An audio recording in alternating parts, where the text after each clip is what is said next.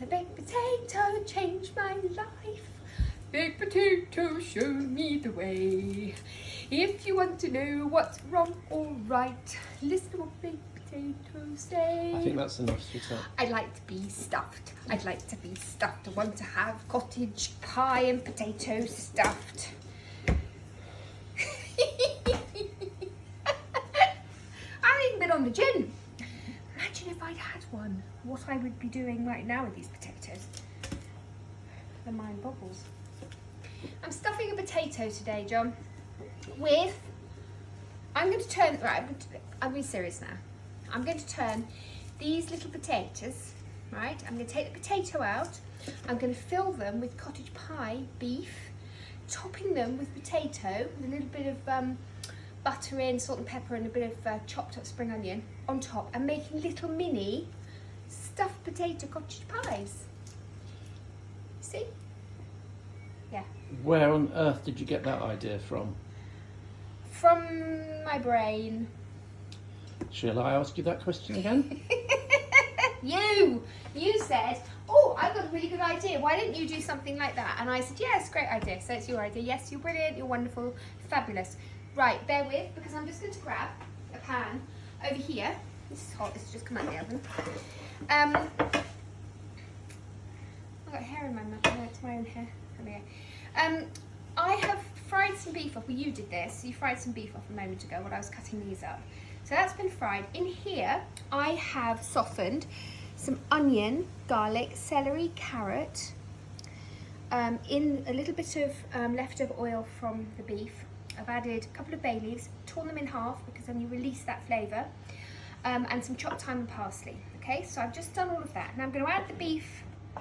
Actually, no, I'll tell you what. Yes, I am going to. No, I'm not. I'll tell you what I'm going to do. Do you remember we bought the other day? Right, tomato puree. Have you seen the size of this tin tomato puree? I think I'm going to have to freeze it in ice cube trays. That's what I was thinking might be quite a good idea, because I can just pop one out when I need it, because we bought the most enormous tin. Anyway, I'm going to put a good wallop of it in here. Now, we're not going to be using tin tomatoes, because I don't want the mixture to be too soggy. I don't want it to be dry, but I don't want it to be too runny when it goes in the potatoes. So I'm only going to use tomato puree and some beef stock, not homemade, in a little capsule. I'm going to be doing that. So I'm just going to fry this just for a couple of seconds, because it's always a good idea to do that with tomato puree. It just takes the edge off it. And then I'm going to add that, and then over here, in my little pot, I've got my homemade beef stock. See, it's marvellous. So, will you come back when it's all simmering and lovely, please?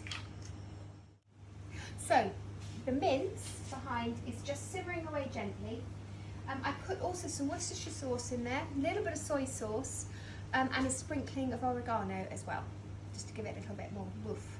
And the potatoes here, I've just halved them, and I'm just scooping out the potato from the inside with a spoon, just gently. Don't want to rip the skins, I want to keep those intact, so just go gently on it. What else you got in the bowl? I got some spring onion, a couple of spring onions just finely chopped in there, and then I'm going to pile some butter in, a little bit of grated cheese, tad, I thought, horseradish. Yeah, do you like where I'm going with this? That just came out of nowhere, that. And then we're going to stop, and then you're going to come back, and I'm going to put them all together. That's how we're going to do it. There we are.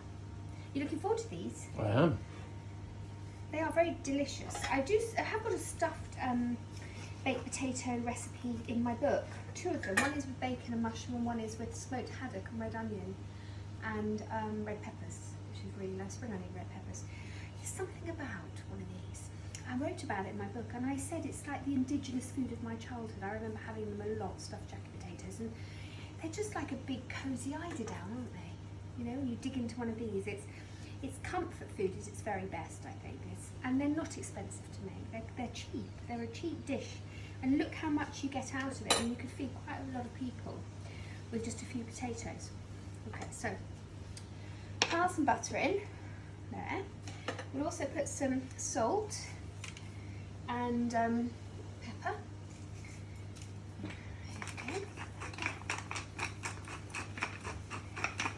lots of flavour in there.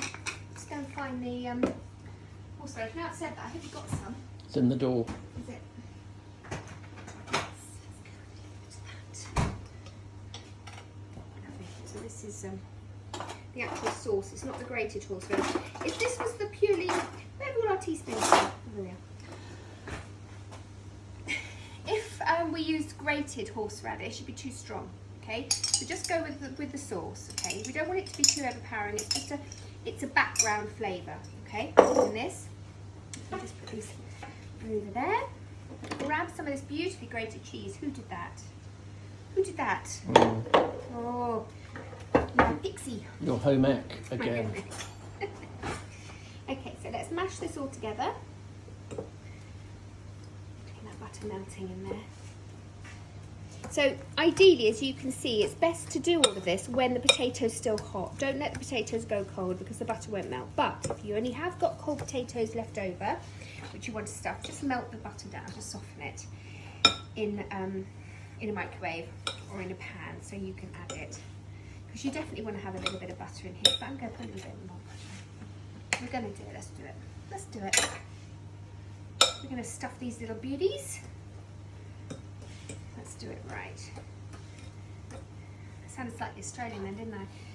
These little beauties. Stuff these little beauties. Because in Australia, everything's with an O, isn't it? So an ambo. You ever watch, what's that programme? The one on the Bondi Beach Rescue. I got potato in my hair. Bondi Street, a beach rescue, and everything was, we're going to call an ambo. And the boys were all called Beardo and Weirdo and something woo.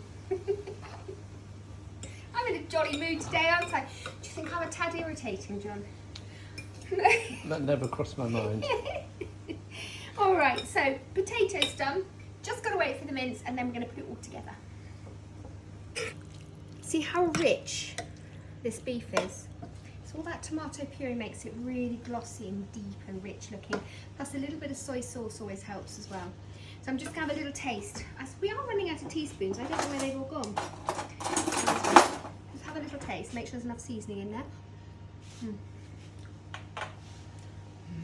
Lovely. Right. So the idea is, we're going to have a lot of potato left over, John has just told me, which is absolutely true.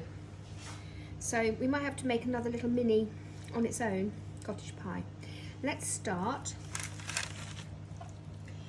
by just filling them moderately. Now this is something, again, it's quite boring for everyone to see. Let's just do one more and then come back.